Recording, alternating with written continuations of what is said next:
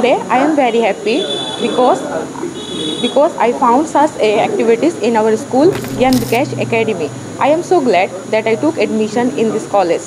Thank you.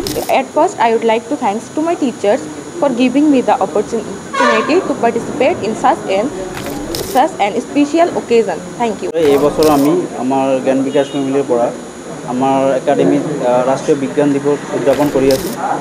এবছৰ আমাৰ স্টুডেন্টেৰ মাজত আমি সায়েন্স এক্সিবিশন নামৰ এটা প্ৰোগ্ৰাম আমি অলৰেডি কৰিলোঁ। আমি স্টুডেন্টখিনিয়ে ভালেকেইটা মডেল ৰিপ্ৰেজেন্ট কৰিছে। তাহাঁতে ইয়াৰ দ্বাৰা স্টুডেন্টেৰ মাজত বিজ্ঞানৰ যিটো ভাৱধাৰা সেইটো প্ৰতিফলিত হ'ব আৰু ইয়াৰ দ্বাৰা আমি সোসাইটিক এটা বস্তু জনাব খোজোঁ যে আমি কেৱল মানে ক্লাছৰুমতে আমি শিক্ষা নিদিওঁ, আমি এক্টিভিটি বেছ লাৰ্ণিঙো আমি ষ্টুডেণ্টক শিকাওঁ। মোৰ নাম বাবুল ইছলাম, মই আমাৰ জ্ঞান বিকাশ একাডেমীৰ ৰসায়ন বিজ্ঞান বিভাগৰ এজন শিক্ষক।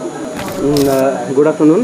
আজি আমাৰ জ্ঞান বিকাশ একাডেমি হাচিমাৰীৰ উদ্যোগত ৰাষ্ট্ৰীয় বিজ্ঞান দিৱস মানে উদযাপন কৰি আছোঁ। যোৱা বছৰৰ দৰে এইবাৰো আমি আমাৰ ছ'চাইটিত তথা আমাৰ সমগ্ৰ জিলাবাসী ষ্টুডেণ্টক আমি এইটো মেছেজ দিব খুজিছোঁ যে আমাৰ শিক্ষাৰ ধাৰাটো যিটো আছে খালি অকল বুকতে নহয়, বেলেগ ধৰণৰ এক্টিভিটিজ ছায়েন্স এক্সিবিশ্যন হওক বা বেলেগ কিবা নতুন বস্তু আৱিষ্কাৰৰ কাৰণে আমি আগবাঢ়ি আহিব লাগে। যিহেতু আজিকালিৰ দিনত ছায়েন্স এণ্ড টেকন'লজি বিজ্ঞান আৰু প্ৰযুক্তিবিদ্যাৰ বহুত এটা ইম্পৰ্টেঞ্চ আছে আমাৰ সমাজত আৰু ডেইলি লাইফত আমাক বিজ্ঞান আৰু প্ৰযুক্তিবিদ্যা নহ'লে আমি চলিবই নোৱাৰোঁ। সেই উপলক্ষে ছাত্ৰবিলাকৰ উন্নতিৰ কাৰণে বিজ্ঞান আৰু প্ৰযুক্তিবিদ্যাৰ দিশত আমি এইটো পদক্ষেপ গ্ৰহণ কৰিছোঁ।